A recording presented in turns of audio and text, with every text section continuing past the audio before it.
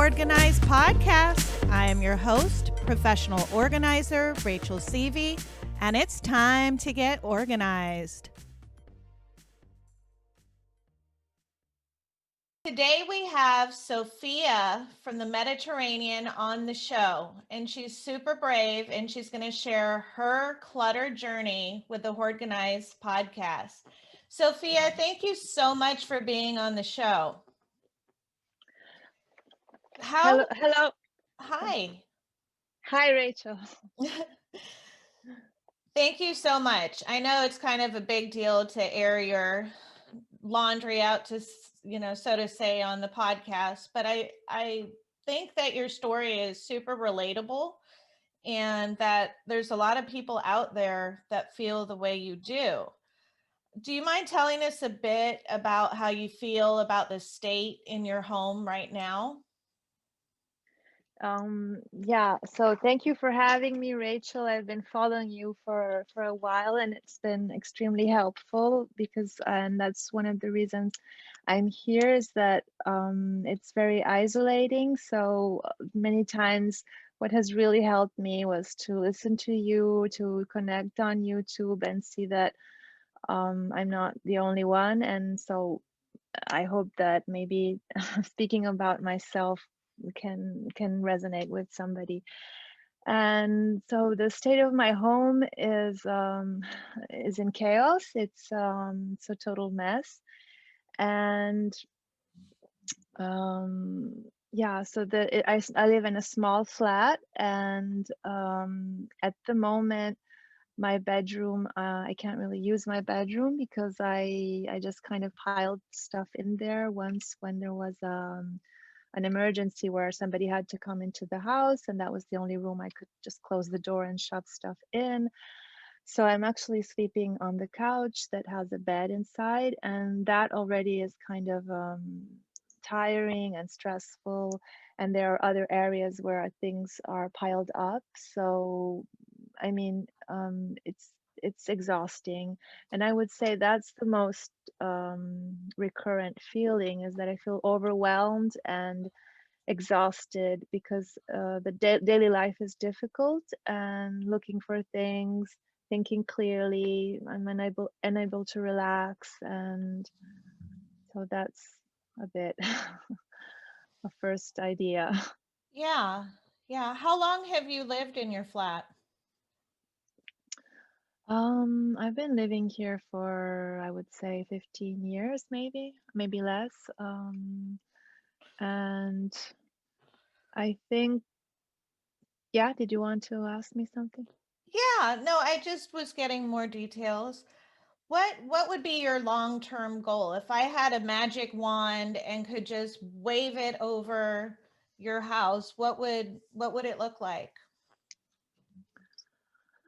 So, actually, my long-term goal that at the moment is not possible would be to live elsewhere. And I think I'm saying this because sometimes I think that takes motivation away, because I think, oh, I don't want to be here. And so, but since I want to confront what is in the present,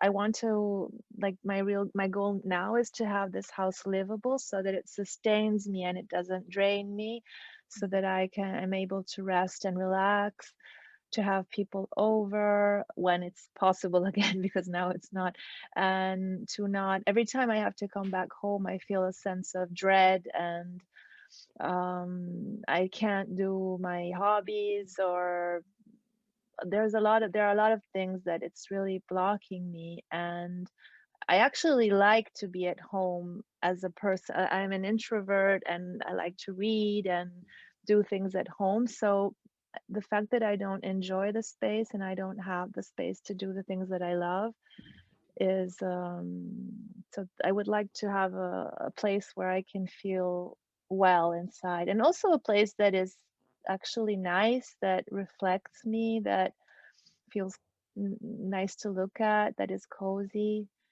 Because I actually, the weird thing, that this can be weird for somebody, is that I actually really care about, because I think that a lot of people think that when somebody trashes their house, hoards, and as that they don't, it's hard to understand that sometimes maybe this is not true for everybody, but I really, really care, and that's why it's so painful. What do you think gets in the way? Um, well, I have been suffering from in a long time from chronic depression, and I have an autoimmune condition, Mhm. and these have been going on for decades. And at this point, I'm not even sure which one started. Like if the depression is because of the fatigue and the exhaustion, or the other way around. And at some point, what I have, because I've been thinking about this a long time, I think because this mm, I don't know if to call it hoarding, or has started to manifest later. And I think it's like, since what I've been living has always been invisible, it's just like it has become something tangible and visible. And like now I have a problem that you can see, even though I'm the only one who sees it. But and I feel like it's the result of what's going on inside. So then I have this loop in which the hoarding makes me feel worse, and then I get more depressed, and then I get more tired, and so I can't, and then I start doing something. And so I feel like I am in this cycle, and I have a very hard time breaking it. And in the past, I've been actually able more than once to clear the house, have friends over, have family over, and then I just got back to worse. And I'm kind of also wondering, because it feels like I'm sabotaging myself. I'm doing something against myself, and sometimes it feels like it's almost like it's not even me. I'm not even aware when I'm doing it. Mhm. I mean, sometimes I look around and I think, how did I get here? Why am I doing this? Why am What would you be doing if clutter weren't an issue? I would be the first step thing I would be living again. Yeah. I feel like I'm just kind of in a survival mode, and I would be like, well, first of all, in normal times I would have friends over and family, and I would open up, and I would be doing some hobbies that I don't have the space to do. I would be focusing on making some improvements in my work and income in order to also be able to maybe move. And I just feel that a lot of times I can't even concentrate, and I feel that like I'm sometimes, again, there's this loop where I'm too overwhelmed to actually focus and do something. And at the same time, like the clutter overwhelms me, and then I'm too overwhelmed, and so I clutter more. So yeah. Where do you get your stuff now? Do you order it online? How do you acquire stuff that you're accumulating? So I actually have been much better with not acquiring until the COVID hit. Mhm. And I got in kind of anxious also, because like we were actually not allowed to go out, and unless like for a bear, like I think almost everywhere at some point it was like that. And Wow. only for very like for groceries and for emergencies. And I also wanted to avoid, because I was kind of also anxious. So I started buying like cleaning supplies or food in greater quantities. I don't normally buy this kind of things.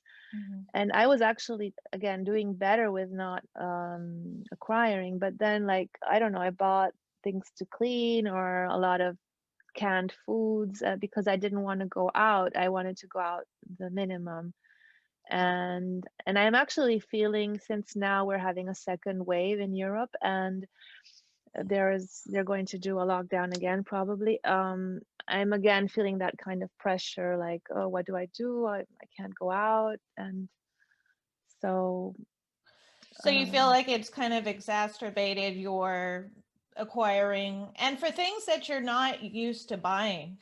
And this is something that I've kind of heard a lot during the pandemic, and it's totally understandable, I think. but I mean that I don't want this either to be, because I'm trying like to I want to take responsibility and be Mhm. aware of it. This is now, and I see that it's connected to being anxious, and it's connected to the pandemic. But I already had the problem before. And before I would buy, like, there was a moment where I was buying clothes, and or there was a moment where I was buying yarn because I like knitting, and so I get into this thing, and I buy a lot of books because I like to read, and yeah. Yeah. Well, have you been buying any books lately? I ordered one book. It's going to come tomorrow. But it's for work, so I kind of feel, I don't know if that's an excuse, but That's okay. And so it sounds like you'd be doing a lot again. Going back to the question I asked, what would you be doing if clutter weren't in an issue? And you said you'd be living again, that you'd have friends over, you'd be able to work on your income improvements, you'd be able to have family. And so do you feel like you sabotage yourself? Do you feel like you're worth living again and having people over and doing all the things that you want to do? yeah, I think that is the issue. And that, I mean, I know that rationally it doesn't make sense, but it's right, it's a deep emotional thing. I feel like this is, like, because again, I've been going into to the why for a long time and trying to change, and I feel like this is, as you said, it's a self-sabotage. It's like I abandon myself emotionally, because I also feel that if I live alone, and if I was not alone, I wouldn't be in this condition, um which is not good at some level, because I mean, I should not be needing somebody else to, right? I should be enough to take care of the home. And it's just that I feel that I don't have the same, I am very dedicated with the people I care about and other people, and I don't have that with myself. So um yeah, I feel that it's really an obstacle to living fully, and that I sabotage myself. Yeah. Yeah. And so you feel like if you had a roommate or a friend or family member or partner that lived there with you, that you'd be on top of it? Yeah, because I respect people, and I would not want somebody to have this, to, like, I would not let somebody have to live this, because I don't think it's, and but I do that to myself. Yeah. And yeah, yeah. Mm. Have you considered making friends with yourself and having yourself over for a while? Yeah, yeah, I'm trying to to do that. And also, Rachel, what happens is that I think I get kind of discouraged because there's such a backlog, and then of course you can't really press pause on life, because like there are things that are happening all the time. And so I get really tired. Like, I go on this thing now, I'm going to, like, for example, I want to work on it during the weekend, and Mhm. because I haven't had time and before, and then I get discouraged because sometimes I don't see enough progress, or other times I do see progress, but then I feel, well, but I've done this so many times before. Like, why is this time going to be different? And I start having these thoughts. Yeah. And Yeah. Well, I know that you've been busy doing some self-care and some self-work during this Yeah. time. Yeah. So you haven't just been twiddling your thumbs. You've been in an intensive Tony Robbins event. So I think that's definitely, because like you said before, it's what's going on inside. So don't Yeah. discredit the work that you're doing on yourself, because that might even be more important and more valuable for long-term results than what you do, 15 minutes at a time, the decluttering. Yeah. Definitely working on yourself, I think will improve the decluttering. But I get where you feel like you're discouraged. And I think what people don't realize is that stuff is constantly coming in. And even I get discouraged, I mean, it's like you just vacuum and then the dogs come running in, with mud on their paws. I Yeah. think it's normal, especially with cleaning and organizing, to get discouraged. And I think it's not something that people really making it, like space for, like, okay, I've cleaned it, but something will happen, especially if you have pets or plants, or when you do have friends over and they come in. I mean, stuff just happens. And so just knowing that that frustration is normal might be a little helpful, because I get frustrated when that happens. And it's like, well, who wants to mop the floor when it just gets all, so it's normal. Yes.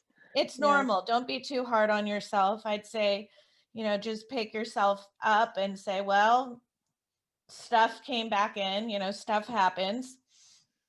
One I thing that think I it, think, go yeah, ahead. sorry.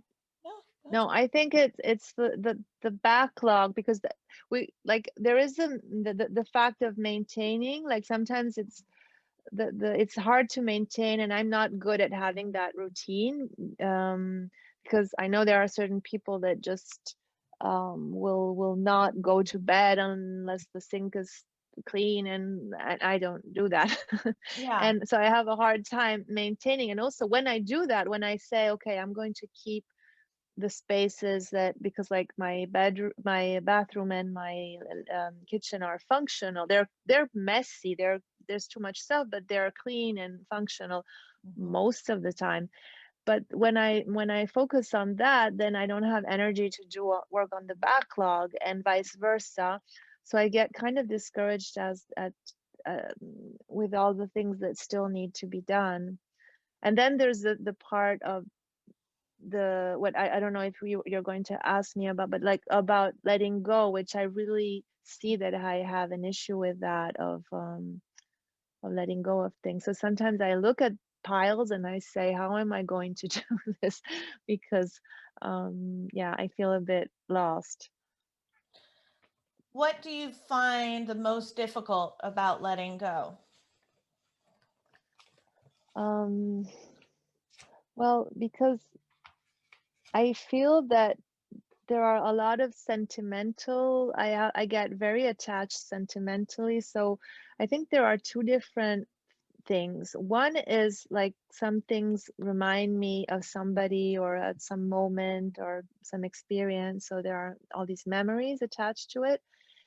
And I'm afraid that if I let go, and I know that other people have this too, that if I let go of the object, I'm going to forget that thing, that person, that memory.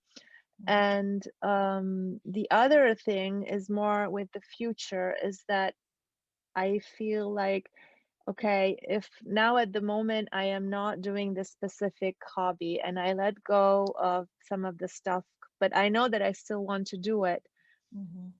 I feel like I am um like I will never be able to live that thing. Like I am saying, okay, that means that I am not going to be living, that I'm going to stay depressed. I don't know if that makes sense. Or like if I let go of something that to me means this is going to be my happy life, and I let go of it, then I will not have that happy life, because that object represents what I'm not living now. Yeah. um No, that makes sense. And how do you feel inside? And if you don't mind sharing, do you feel it in your stomach? Do you feel it in your chest? Do you feel it in, where in your body do you feel it, and how does it feel? Yeah, right now I feel a tightness in my chest and in my stomach also. I feel a sense of tightness and yeah, like a constriction, tension. Mm-hmm. Yeah. And so it's an actual physical feeling that you're experiencing when you have to make these decisions. Yeah. Yeah. And I think a lot of the times people don't realize that it physically takes over and paralyzes people sometimes. Or you just feel so nauseous that you just want to avoid and not feel bad like that anymore. Yeah, that happens when I go, like now when I was speaking to you, I'm feeling this thing in my stomach. But for example, if I go to the bedroom, sometimes I'm really armed with courage and determination. I enter, and then sometimes really I start feeling my head is spinning. I feel like the energy drops, like something is bringing me down to the floor, and my energy starts dropping. And I do feel noxious, confused, and I just have to get out of the room. And it becomes really physical. Yeah. And then how do you feel when you are doing something that you love to do? Like you're knitting or you're sewing, or you're pretty crafty, correct? Yeah. Well, I haven't been doing anything like because of the space. I've actually started thinking about getting back into knitting because somebody I know just had a little baby, so I thought I would like to knit something. And knitting is easier because it doesn't take up a lot of space. I think what the only thing I'm doing now that I like is reading and walking in the park when I can. And I feel when I'm walking in the park is like when I feel physically better, like because reading I enjoy it very much, but I'm still in the space in the house and Yeah. um yeah. Have you tried decluttering after a walk when you're in a different state and you're excited and you've been outside and it's not as depressing? Yeah, I do get sometimes I get the energy to do that. Yeah, because I've been moving and Yeah. I yeah, and I Yeah. connect to nature and the sun and Yeah. And I know that you've been working on state a lot, and I'm just kind of using that to my advantage because I know you just did a Tony Robbins program. But yeah. literally getting yourself into that state of where you feel good, you're feeling energized, you're feeling positive, you've got hope, and bringing that into your project is helpful. Putting on music, uh, being silly while you're doing it, trying to get out of that bad feeling where you've got tightness in your chest, and more where you feel like you're working out outside or you're taking a walk in the park outside. Okay, collectors, I'm stopping this audio and video right here because I want to spend another half hour next week on our second portion of the show, and you can get to know Sophia a little bit better. Take some time right now to grab a pen and paper if you don't have one already, and write down some notes. The first note I'd like you to write down, it's a question for yourself. I'd like you to ask yourself, what would you be doing if clutter were not an issue? Sophia would be living, she'd be having friends and family over, and she'd be doing crafts that she doesn't have the room for right now.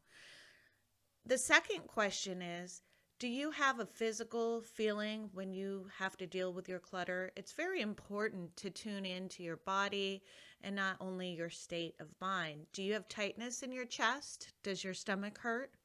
Write down all of the feelings, all of the symptoms you have when you're supposed to be dealing with your clutter, emotional and physical. And then make another list of how you feel emotionally and physically when you're doing something that you absolutely love. Can you bring that kind of passion into your decluttering? Tune in next week where we hear more about Sophia. And remember, collectors, happiness is a place between too little and too much.